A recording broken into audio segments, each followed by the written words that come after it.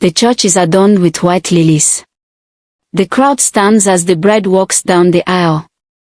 Amora, radiant, glowing with joy, locks eyes with her groom, Jason, a calm, handsome man with a soft smile hiding something deeper. They say their vows with trembling voices full of love. Amora said, "I have loved you since the day you looked at me like I mattered." Jason replied, "And I will keep loving you, even when the lights go out." The crowd claps. They kiss each other. Their wedding night. Candlelight flickers. Amora is wrapped in white satin. Jason pours wine with shaking hands. Amora smiles and said, "Jason, you're nervous." Jason nods, forcing a laugh. Just overwhelmed.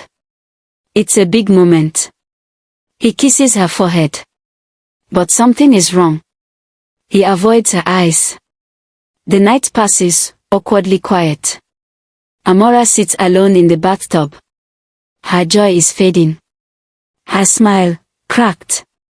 Amora said, "I thought love made everything perfect, but that night, I felt a space between us." Amora sits in front of a doctor. Doctor said, "Medically, you are fine. You should have conceived by now. Are you under stress?" She forces a smile. Deep inside, worry is planting roots. Jason was on his phone, texting. He flinches when Amora walks in. Amora asked, "Who were you talking to?" Jason replied, "Business. You know how things pile up." Jason kisses her on the cheek. But it's cold. Distant. Amora watches him leave the room, suspicion growing. Amora kneels before a prophetess. Tears stream down her face. Amora confides in the prophetess. "Please. I want to conceive. I want to build a home with my husband. We love each other, but..." The prophetess says nothing at first. She simply closes her eyes and begins to speak slowly. "There is a shadow in your bed. Love may have brought you together, but something else is keeping you apart." Amora gasps, shaking. Amora watches Jason sleep. A tear rolls down her cheek. Amora said, "He used to hold me like he never wanted to let go. Now he holds silence more tightly than he holds me." She picks up his phone, hesitates, unlocks it. Her eyes widen. A message appears saying, "Have you told her, please don't try it, because this might lead to the end of your marriage?" She drops the phone. Her chest heaves. Pain. Betrayal. Fear. "Amora. What secret are you hiding from me, Jason?" Amora stands frozen, Jason's phone still in her hand. Her heart races. The screen goes black. She looks at him, asleep, peaceful, like a stranger. Amora asked Jason, "Was I ever truly your choice, or just part of your plan?" She quietly walks out of the room, entering the living room. She stares blankly at a wedding portrait on the wall. Laughter echoes. Amora and Jason sit under a tree, sharing suya. Young, playful, deeply in love. Jason said to Amora, "If you ever leave me, I'll come and drag you back." Amora laughs. "Me? Leave you? Never. You're my forever." Jason looks at her, silent, almost guilty. Amora's face darkens as the memory fades. Amora said, "But forever doesn't lie. And forever doesn't stop touching you after one night." She tries to walk, but her eyes are heavy with worry. Her best friend, Tola, sharp and protective, notices. Tola said, "Amora, talk to me. You've lost weight and joy." Did Jason say something? Amora hesitates. Amora asked, "Do you believe love can hide secrets, big ones?" Tola replied, "Love can build a mansion on secrets, if you let it." Amora sits opposite Emma, AD, a calm man with a knowing face. Kista Ode. You sure you want to do this? Amora answered. I love him, but I need to know if I'm loving the truth or a lie. Jason, Amora's husband, walks in from work. Amora is seated on the bed, staring at him. Amora asked, Do you still find me attractive? He stops, caught off guard. Jason answered. What kind of question is that? Amora replied. I am not asking you a sincere question. He sits beside her. Touches her hand. But not her heart. Jason said. You're beautiful. You're my wife. Amora. But not your desire, not anymore. Jason sighs, and stood up. Jason said. You're tired. Let's talk tomorrow, and walked out. Amora replied. Tomorrow. It's always tomorrow. But truth lives in today. The prophetess meets her outside. Prophetess said. I saw his heart. It once beat for you, until it was given elsewhere. Amora's knees weaken. Prophetess said. You are chasing wombs and doctors, but the root lies in his will. Her phone rings.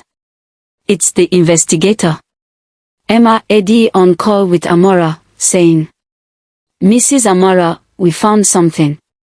You need to see this. Urgently. Amora asked. What did he hide from me? Amora sits before a fire. She opens it. Inside are photos, Jason at a private clinic, alone, multiple times, over months. Another photo, Jason hugging a woman, not romantic, but familiar. Sister Ode. This woman is your husband therapist. He visits her weekly.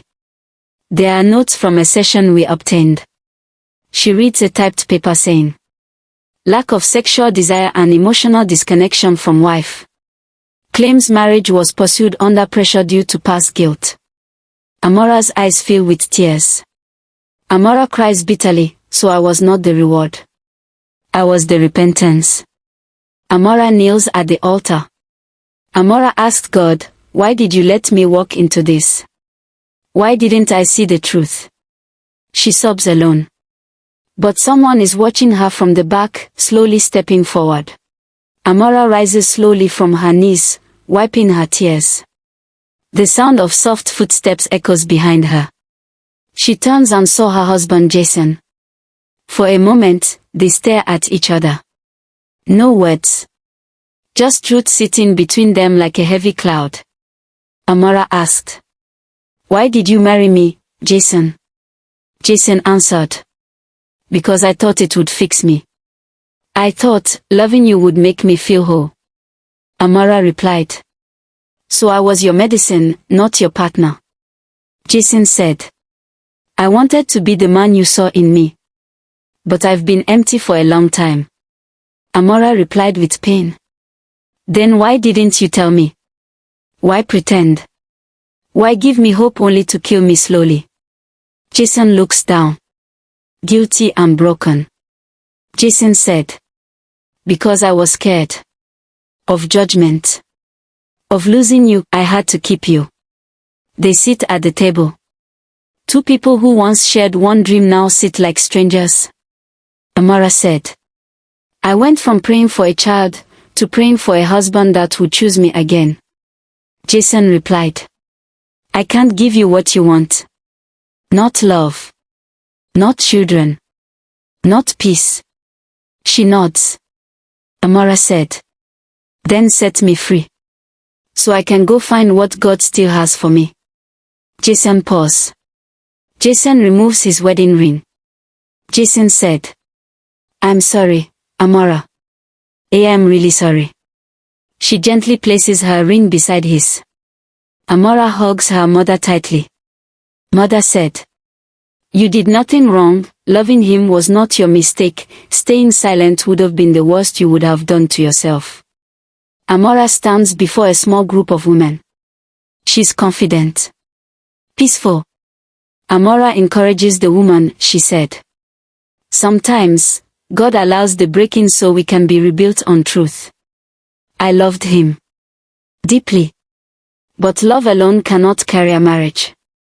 Truth must walk beside it. The women clapped softly. A tear rolls down one woman's face. Amora offers her a kind smile. Amora walks alone. The same place where she and Jason once laughed. Now, she walks with peace. Birds chirp. The wind is soft. She breathes deeply. For the first time, free. Amora said. I thought losing a husband meant losing myself. But it taught me to find the woman who forgot her worth chasing someone else's love. She looks up at the sky. Amora said. And maybe one day, love will find me again. But this time, I bring truth with me.